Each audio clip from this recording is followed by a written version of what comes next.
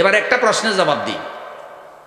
লোকেরা বলে, হুজুর আপনারা যে কোরআনের শাসনের কথা বলেন, তো কোরআনের শাসন প্রতিষ্ঠিত হইলে হিন্দুদের অবস্থা কি হবে, খ্রিস্টানদের অবস্থা কি হবে? ওরাও তো বাংলাদেশে আছে, কয়নি? আচ্ছা বলেন তো, হিন্দু, খ্রিস্টান, বৌদ্ধ এদেরকে কে বানাইছে? এদের খাবার দাবার কে দেয়? তো এরা আল্লাহর জমিনে আছে, যে কোনো অসুবিধা আছে না? তা আল্লাহ কি এদের রেজেক বন্ধ করছে? না, করে নাই।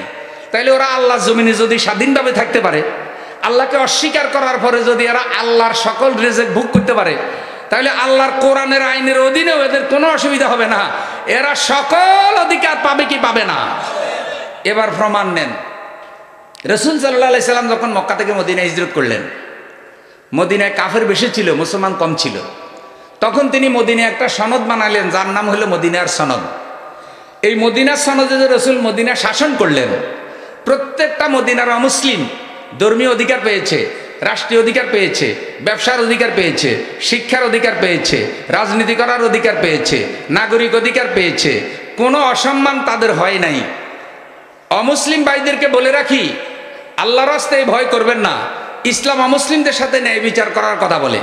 ইসলাম অমুসলিমরা বিপদে পড়লে তাদেরকে সাহায্যের সহযোগিতার পরে। ইসলাম কোনো অমুসলিমের জায়গা জমি জোর করে দখল করার অনুমতি দেয় না। ইসলাম কোনো অমুসলিমের বিরুদ্ধে মিথ্যা মামলা করার, মিথ্যা সাক্ষী দেওয়ার অনুমতি দেয় না। বরং রাসূল সাল্লাল্লাহু আলাইহি সাল্লামের কোর্টে মুসলমান আর অমুসলিম জায়গা লইয়া ঝগড়া করার পরে যখন রাসূলের কোর্টে মামলা গেল, আল্লাহ রাসূল সাল্লাল্লাহু আলাইহি সাল্লাম অমুসলিমের পক্ষে রায় দিলেন।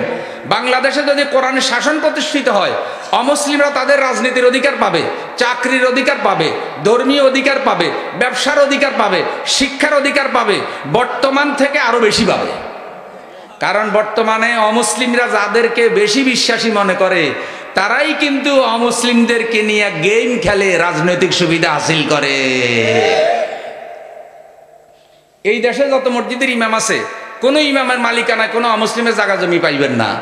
বরং এই দেশে যারা অমুসলিমদের প্রতি বেশি হিন্দুদের প্রতি দরদি দেখায়, খোঁজখবর নিয়ে দেখেন হিন্দুদের সম্পত্তিগুলো চলে বলে কৌশলেই হয় তারা জাল দলিল বানাইয়া দখল করে, আর না হয় 100 টাকার জায়গা 10 টাকা 20 টাকা দিয়ে দলিল বানাইয়া দখল করে। ওরাই করে, ইসলামওয়ালারা কেউ করে না। চ্যালেঞ্জ, অমুসলিমদেরও আল্লাহর আইন কায়েম হলে কোনো ভয়